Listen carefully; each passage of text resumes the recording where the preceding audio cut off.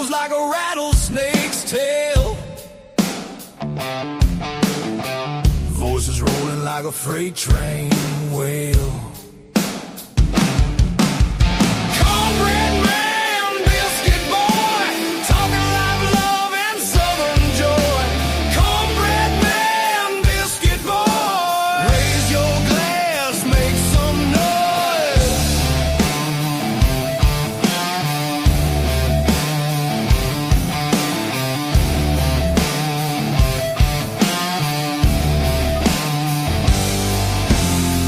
Gravy drips in the southern drawl. Stories thick like the cypress tall. Radio rebels riding wild and free, shouting truths like a storm at sea. Hey, hey, can you feel that beat? Boots on the floor, fire in the heat. Cornbread man, biscuit boy, talking live love and southern joy. Cornbread man, biscuit boy, raise your glass, make some noise. Tells the dirt roads, whiskey skies that cut through the night like fireflies. Laughter echoes through the pines, two voices cross them county lines.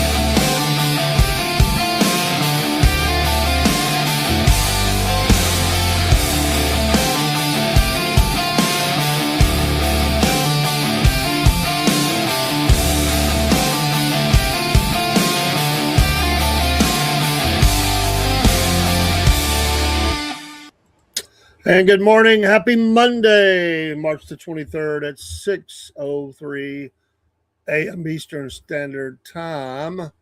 Rise and shine. Or maybe you've been up all this time and you're just getting moving, headed towards home after working all night, or you do security of some kind, or whatever you are. Waking up, coffee's brewing, get up, pray up, coffee up. We have all three of those. And here is the fresh coffee after the getting up and praying up on your Monday. We hope you had a great weekend. We had fun yesterday with the live NASCAR show as the race was going on. Had fun with that. We'll be doing that again. It was good to get our pet show back in after some weeks not being able to do that due to family issues, just my wife's health and stuff. But me and Miss Jen, she had a lot going on. We finally got that done. And get that back on a regular schedule. Now we're kicking off this week, and got a lot of plans this week. A lot of things going on.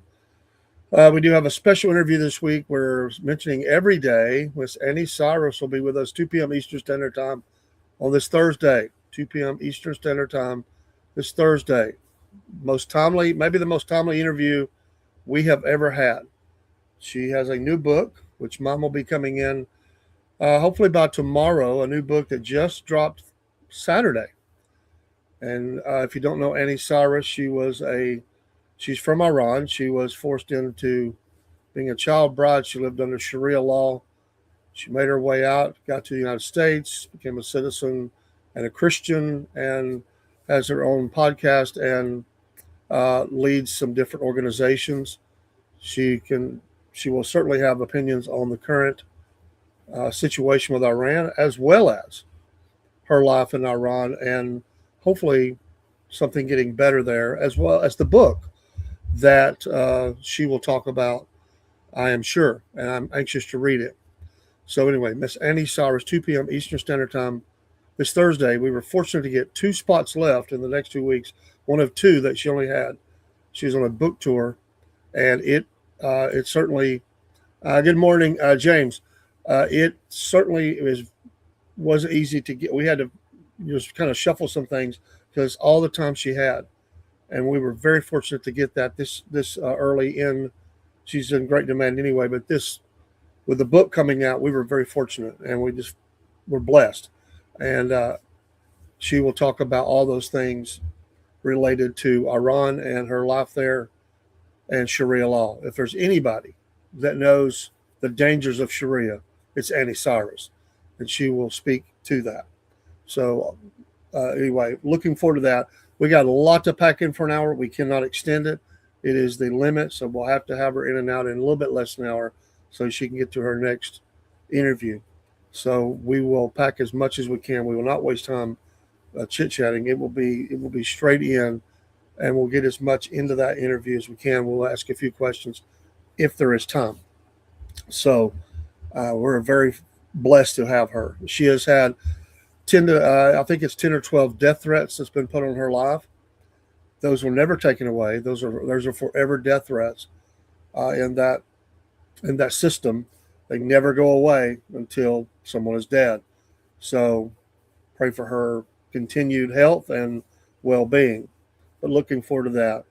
So get her new book. Her book, her website is Live Up to Freedom. I love that title, Live Up to Freedom. She understands. So anyway, Annie Cyrus, Thursday. We want to make sure we announce that every show. We do have also a couple of drivers this week in our Dirt Series, Dirt Report. We'll be talking to a couple of those on Wednesday, Thursday. Wednesday will be our next live for the racing show. So just a couple of news and notes. James, how you doing this morning, bud? Before we get any further into the show this morning, let's make sure that we get our verse in. Absolutely. If the world hate you, you know that it hated me before it hated you. Those words have always been striking to me whenever you wonder why. It must be this way as a Christian. Jesus told you why. John 15:18. And it'll be okay. You know, the war, we're never going to be. Yeah, man, I bet, man. I know how it is, man. There's just not enough hours in the day, right? All the things you need to get done, want to do. Did you get your new computer yet, or get that fixed, or I guess get the one fixed that you had? I hope you got that. I hope you got that fixed, brother. But yeah, praying for you, buddy. Your good health and all that. Let's see here. Our national day. It's National Tamale Day. I'm not one of those tamale fans. I'm not saying I wouldn't eat it if I was, starving, because I would. It's not my gig. I'm not into the the tamales, but it is National Tamale Day. It's National Chia Day. Again, I don't think I've ever had anything to do with that, but if you have a chia, okay, nice. It's National Melba Toast Day. Once again, it's not. All parts not available. Oh, James, is that because of tariffs, or they just out, or because that was a new one. Here's one we can all. National Chip and Dip Day. It is National Chip and Dip Day. It's also National Near Miss Day. We have a lot of near misses in our life.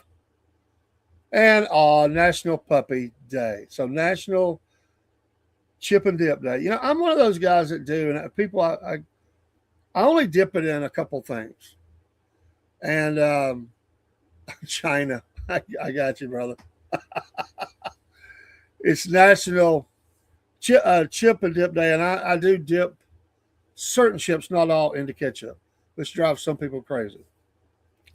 It cracks them up that I'm so picky of an eater, but I will do that. I don't remember when I discovered that I like that. And my favorite is Ruffles. It's my favorite chip to do that with. The salt on it's great. And I don't know why. I don't remember how that happened.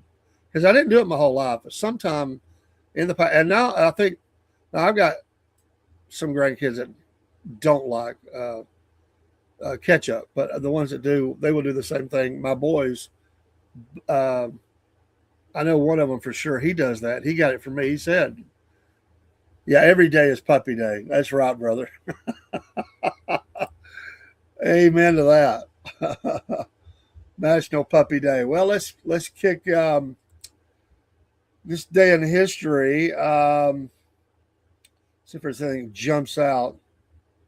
This day in 2006, Twitter founder Jack Dorsey, what a gem of a human being. He sent the first ever tweet, "Just setting up my Twitter." That marked the beginning of a social media revolution.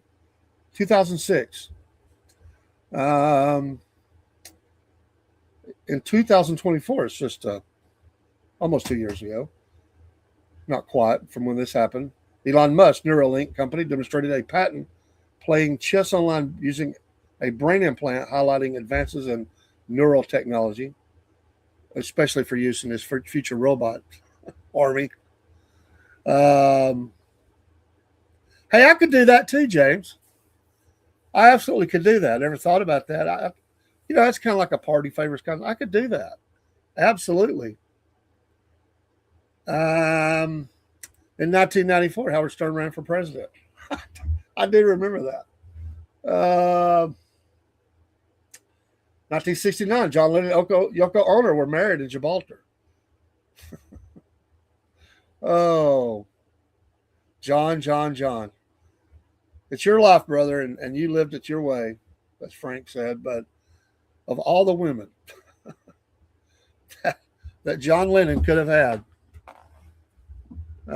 James says on this day in 1945, Battle of Okinawa. What a day. Speaking of that,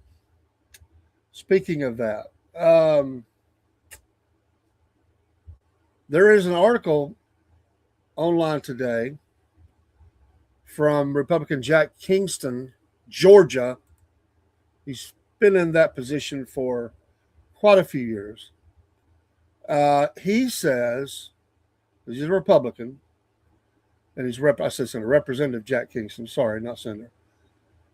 But he told Newsmax on Sunday that President Trump may have to pull the trigger, as he calls it, on Iran due to him giving a deadline of 48 hours to open the strait, the trigger being hit the power plants.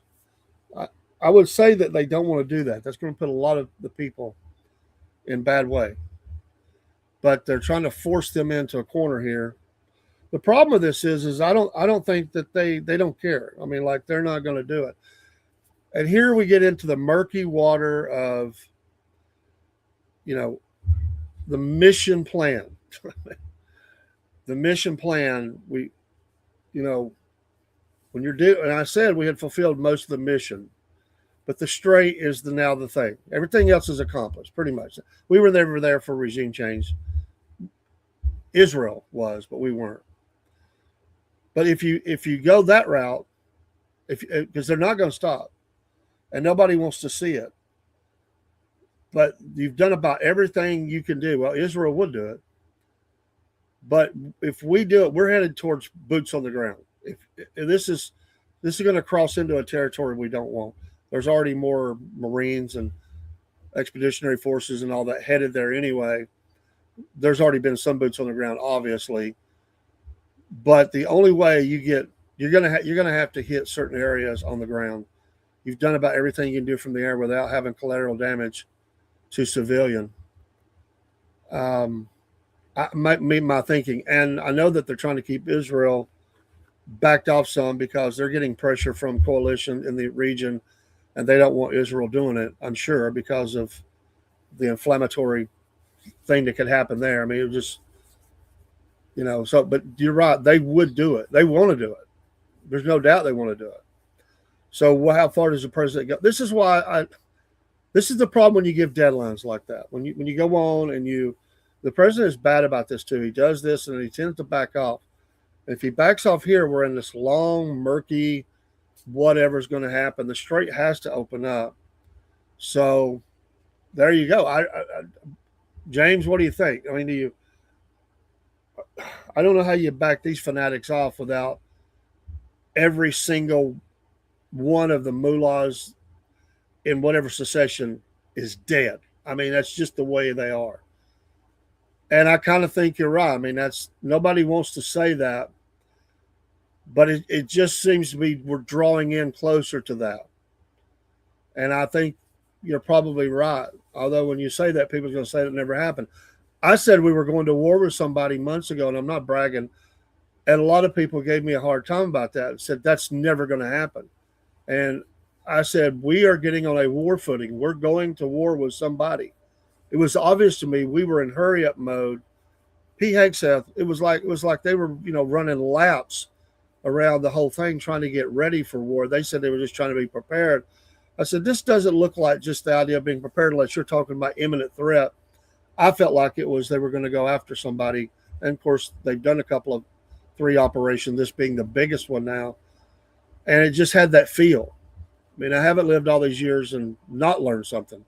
And you can just tell by the actions of what they were doing that they were, I won't say itching for a battle, but it sure did look like it to me. That they were itching to let's get it on kind of thing. Let's get ready to rumble. No pun intended with rumble, but the of all the people they could have, this is the one place. There's a couple. North Korea would be another one. This is one of the very few places on the face of the planet by now that somebody wouldn't have raised the white flag and said, "We're done. We give." I mean, but another thing that's weird about this is because usually when you're doing that, sad as it may be, you are carpet bombing a lot of the nation. Here we're trying not to hit the people. Most of the people. There are people that say chant death to America. There's a lot of millions of people, 90 million people in this country.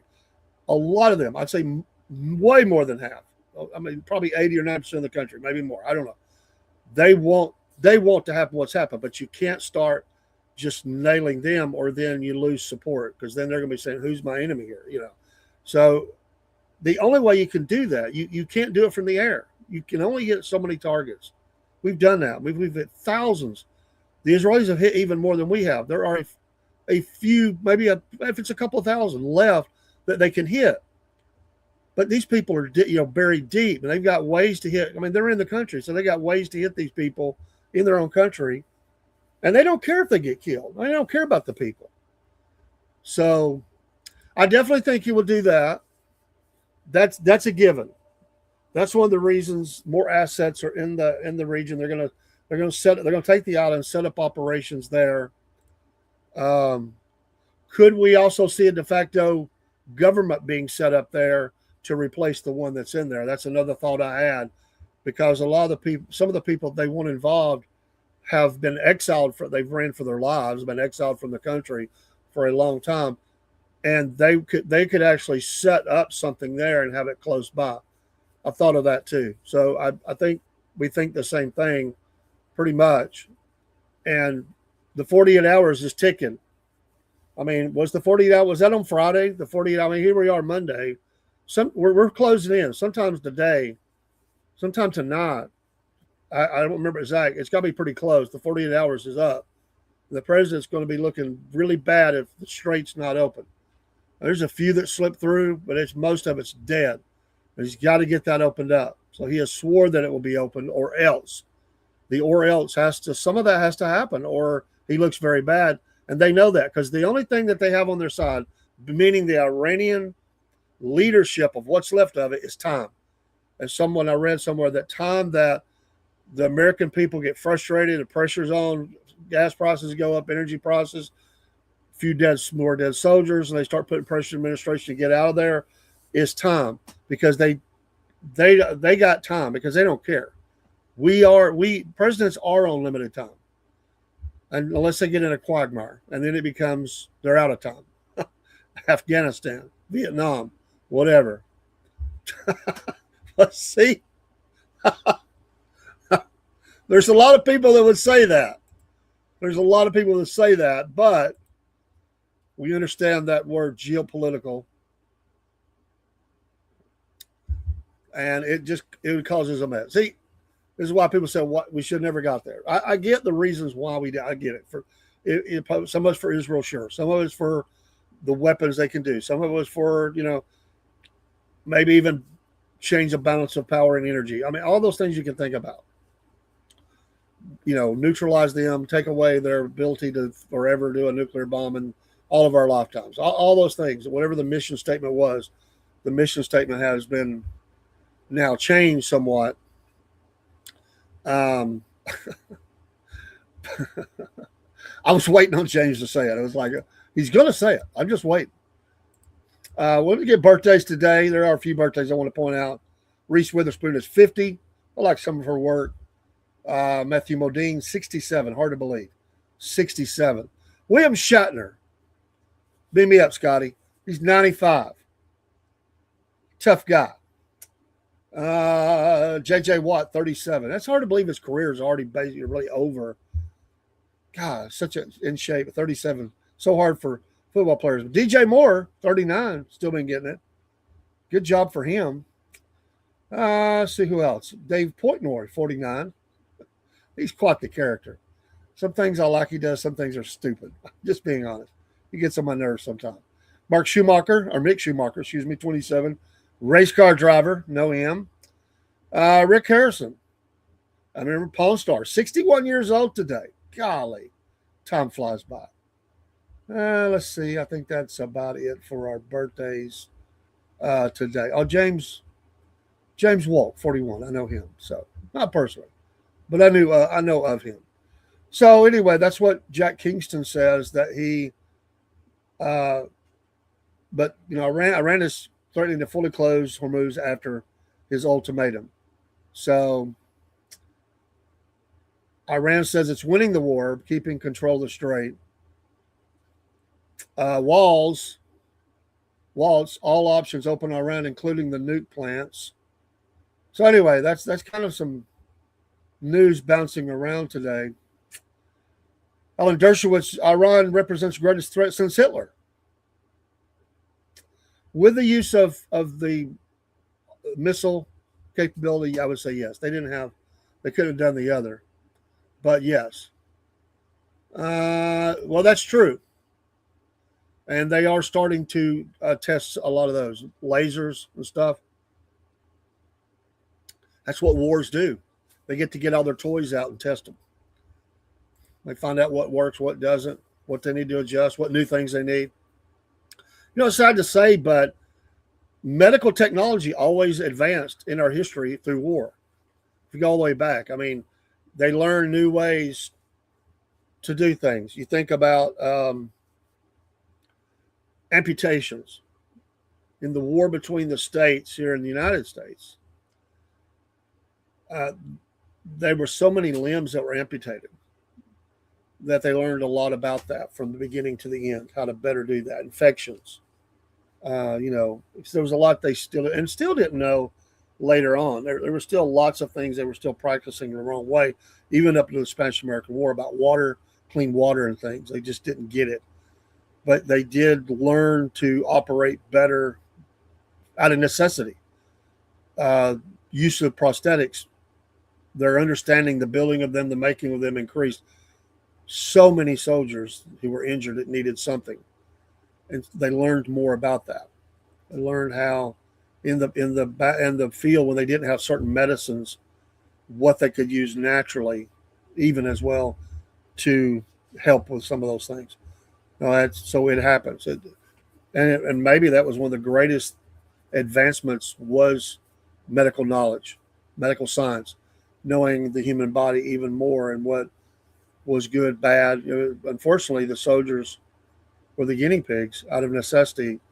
I mean, there were some people with some really creepy damage that they had done, and they never dealt with that on a basis like that before. I mean, people with their insides. Hey, you too, James. God bless, man. You have a great day out there. See you, buddy. If you're on Rumble, follow the Empty Pockets podcast or YouTube. You'll like James. He's straight shooter, just tells it how it is. That's a great Saturday show, talking veteran causes with a vet. And 3 o'clock Eastern Standard Time. Empty Pockets Podcast. Rumble. Make sure you follow him. We're going to get him on the show again soon. He's busy too. Probably don't have time to come on this old crazy show. But I'd like to have him come back. Yeah, we'll set that up. It's been a little bit. We need to make that happen. It's not been on purpose. Just we're swinging it. There's so many things going on in our life. Like trying to remember, for me to remember some of the people that's even on the show, make sure they're set up for the link. Let's see.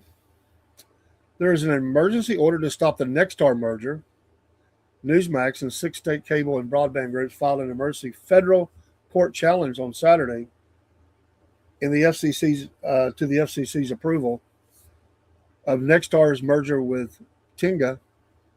Let me get that right. Escalating a legal fight over what opponents call the largest broadcast consolidation in U.S. history. Of course, worried about monopoly and how much power they would have. So we'll see where that goes. But they have filed that. So everything's a lawsuit nowadays anyway. I mean, that's just the way it is. The lawyers get rich and the courts stay packed. But that's the way it goes. And everybody, wants to sue somebody or to stop something, force them into court, force them into agreement. And a lot of things are done outside of court. We would have to build thousands upon thousands of new courts to hear all the cases that need to be heard just right now. It's not possible through time to even have all those. And they just get more every day. So 95% of, maybe more, at least 95% of all cases are handled outside of court. You go to negotiation. I talked to a lawyer years ago in the city I'm next to, in the biggest city I'm next to, and he had a very old law firm. And he told me, he said, I'm one of those old ones who still remember going in courtrooms and pleading cases. He said, everything is plea bargain today. There are lawyers who get their law degree that never see the inside of a courtroom because it's all they do. They just plea bargain everything out, which kind of stinks because when you go into it, if you're wanting to win and they just put pressure and say, well, we're not going to win, but here's what we offer. And they just back and forth trying to get something that both sides agree on. So you think about all the people that are suing for injuries. Those lawyers are by the droves out there. They never have to go in a courtroom.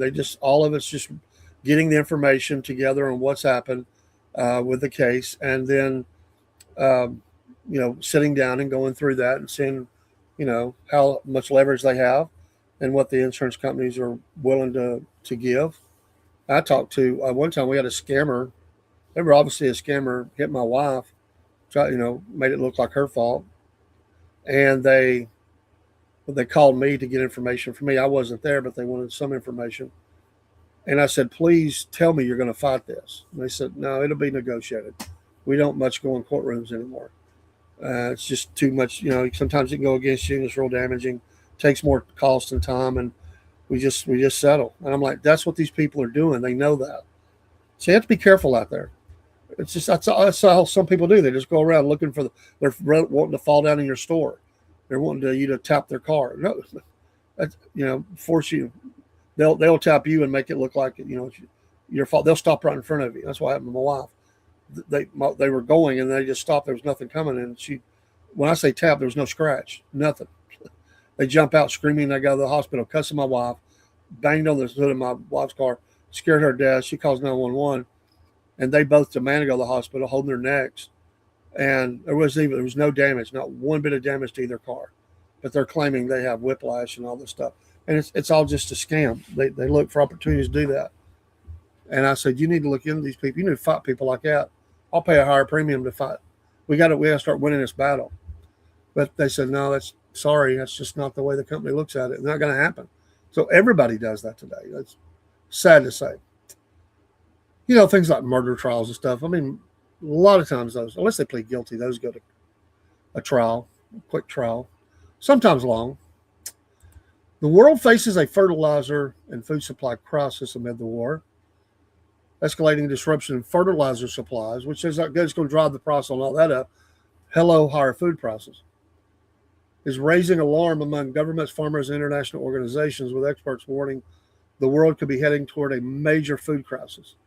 At the center of the problem is the Arabian Gulf, a region that plays an outsized role in producing and exporting raw ingredients essential for modern agriculture. As conflict and shipping disruptions choke off supplies moving through the strait, obviously, the consequences are rippling across global food systems.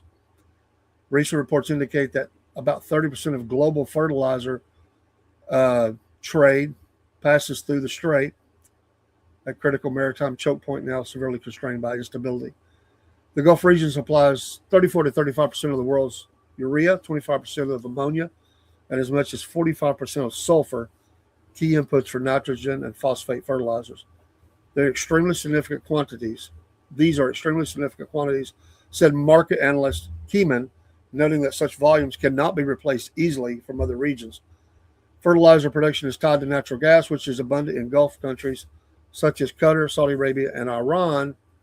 This has made the region a global hub for nitrogen-based fertilizers like urea, essential for boosting crop yields. Without them, agricultural productivity can drop sharply. We need synthetic fertilizer production to feed 8 billion people, said Lorenzo Rosa of the Carnegie Institution for Science, warning that prolonged shortages could have dramatic results. Shipping volumes have fallen by as much as 75% because of this. The process for urea, a key nitrogen fertilizer, have surged between 30 and 40% in recent weeks.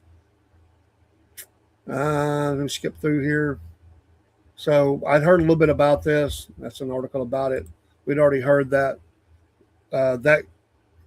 being talked about because of that, of the war. And there'll be other products as well. I mean, there's going to be other things that, because we and again, we deal in so much of things that we're shipping in from regions like that does put the pressure on American consumers, which are going to put pressure on the administration as prices go up on products and goods and services that we never even thought of. These are pretty obvious ones. There'll be other ones. You know, many Americans are so unreally informed, so shallow in their understanding. They don't even pay attention to what's going on around the world.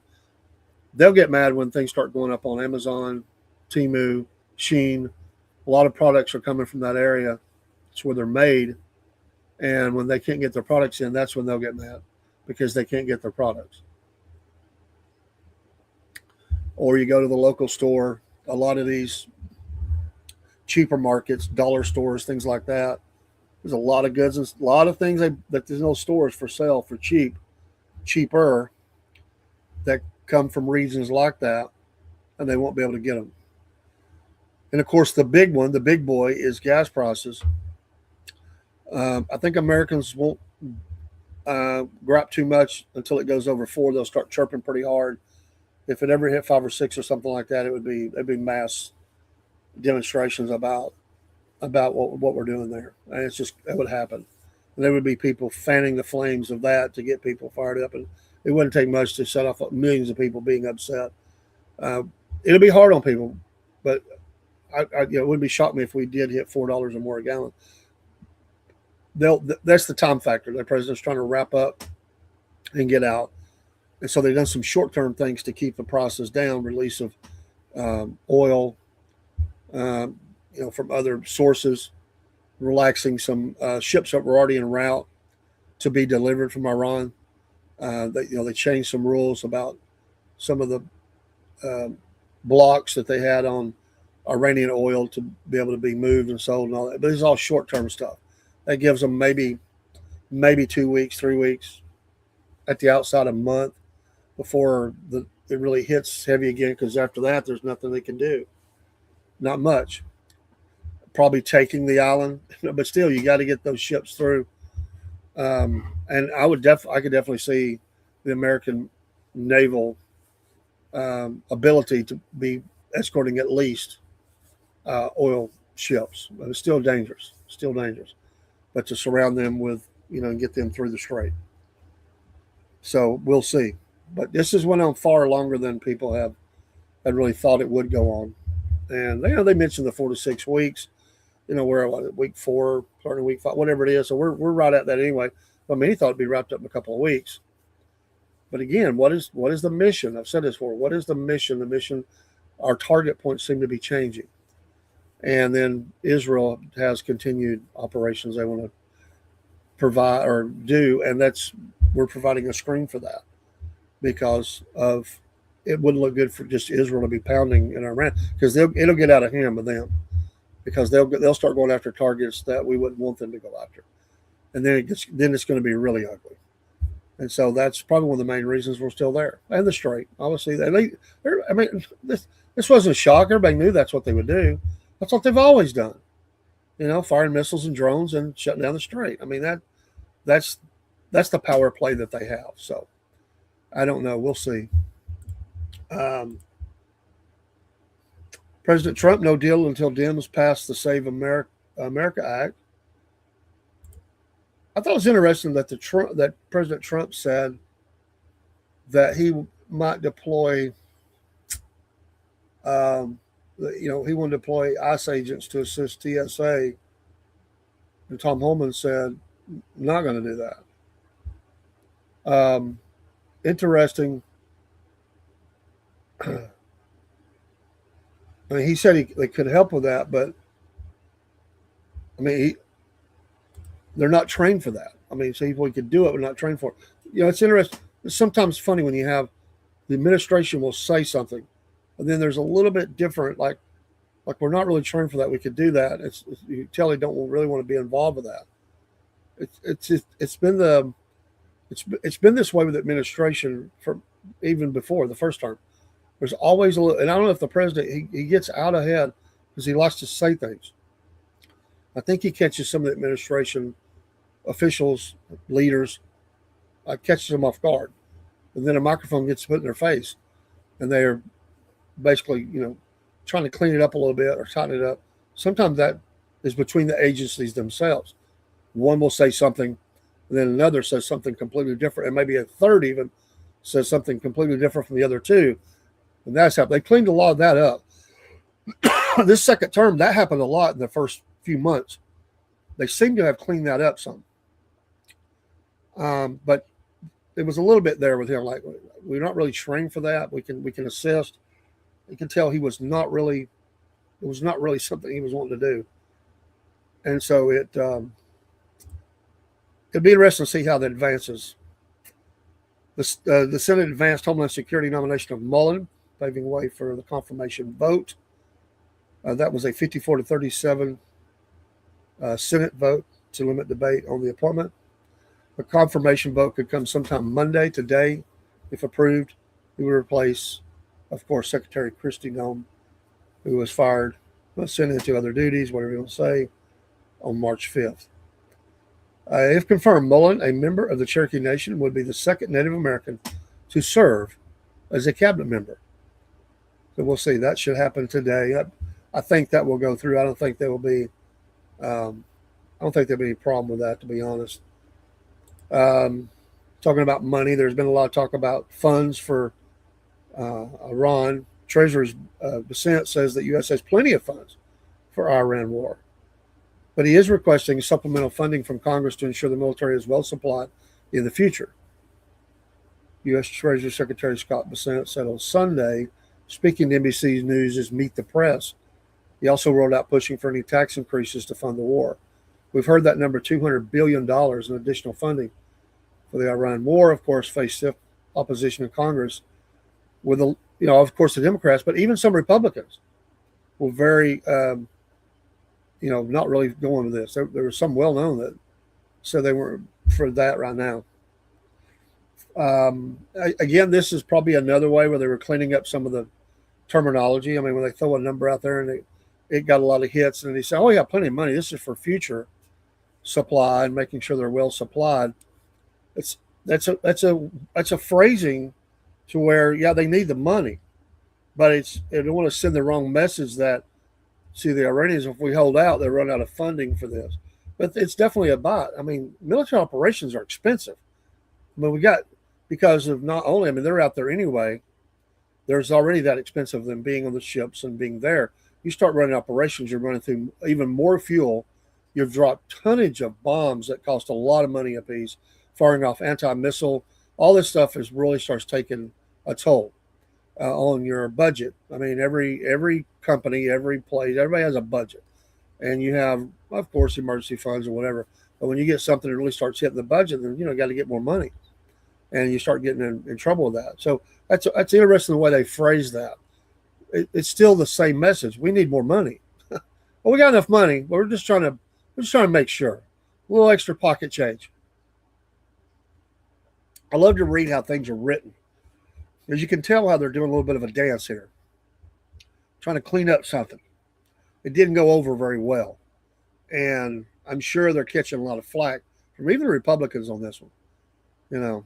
This is not looking good. Here we are, headed to the midterms. I mean, and look where we're at. This was not what they envisioned at the midterms on the Republican side. This is not what they envisioned. It's not worked for the Democrats, though. I will say this. There are some advances been made in some of the races have definitely tightened up, and they're doing well in some areas, but not to the level I think they thought they were.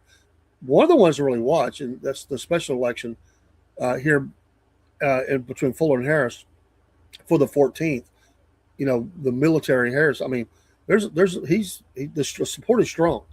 I think Fuller will still win, but it's going to be a lot closer than people envisioned in this district. And if he pulls it off, they're going to milk on that one. They're going to talk about this across the whole of the United States. This is one that when it drops, and that'll be dropping in early April, it's going to send a message. So be paying attention to the Georgia 14th district and the old Marjorie Taylor Greene seat. It's not that it's an old seat, but she's the one that had that.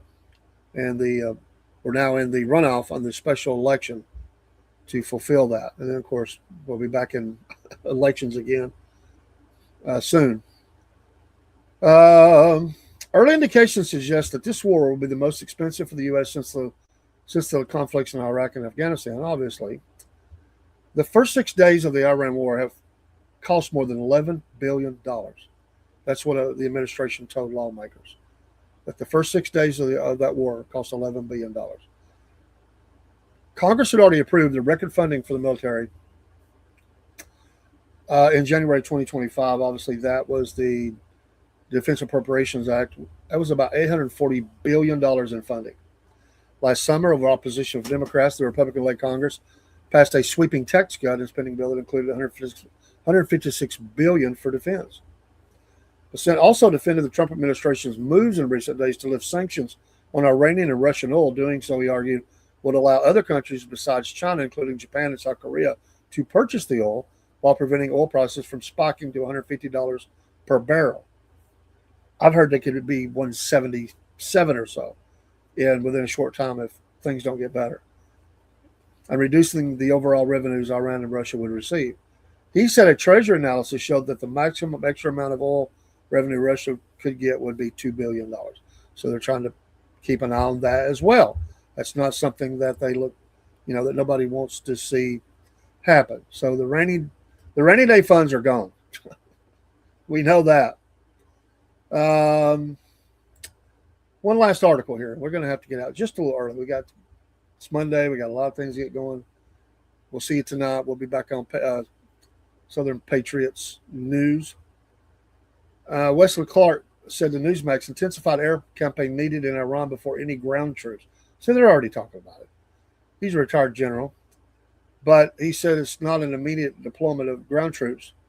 Should define the next phase, that there are more targets they can hit from the air before that happens. Because they know there's a lot of danger. There's going to be some deaths. The flag-draped coffins would increase. There's no doubt. He said you need to continue to the intense air campaign. You've got to shift the targeting. You've got to get air supremacy over Iran. Well, we have that. He says we don't quite have that. Well, obviously, he was saying to that would be the missile drones.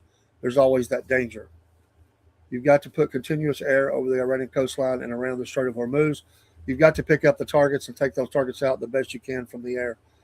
He described a complex battlefield environment in which Iranian military assets are dispersed and concealed, including speedboats and other capabilities hidden in tunnels, caves, and civilian infrastructure. Some are in tunnels, some are back in caves, some are in garages, speedboats that can be pushed into the water. Clark said, underscoring the difficulty of neutralizing such threats solely through conventional targeting methods. He also pointed out the role of intelligence from within Iran. And Iran has been killing people by the droves. They think are suspected or they find proof of helping the Israelis or the Americans or both.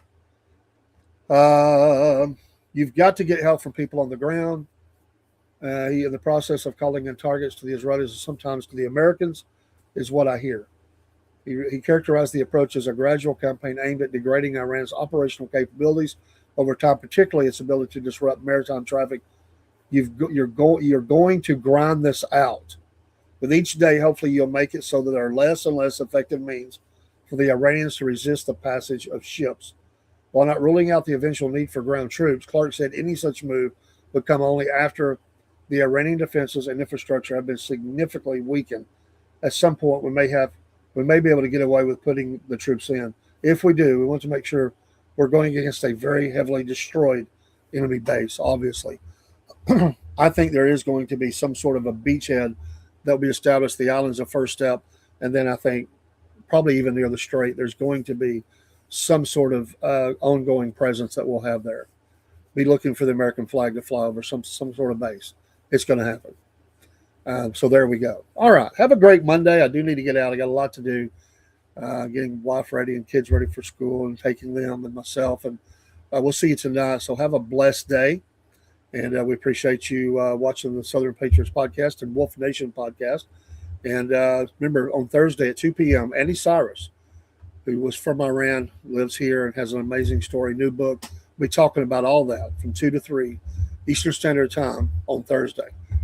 We'll see you tonight and have a blessed day. And if anything pops in, we may pop in. So if anything pops up, I really should say rather. And the only thing special tonight, we're going to get the news and we're going to do something else for sure. We'll see you there. Is it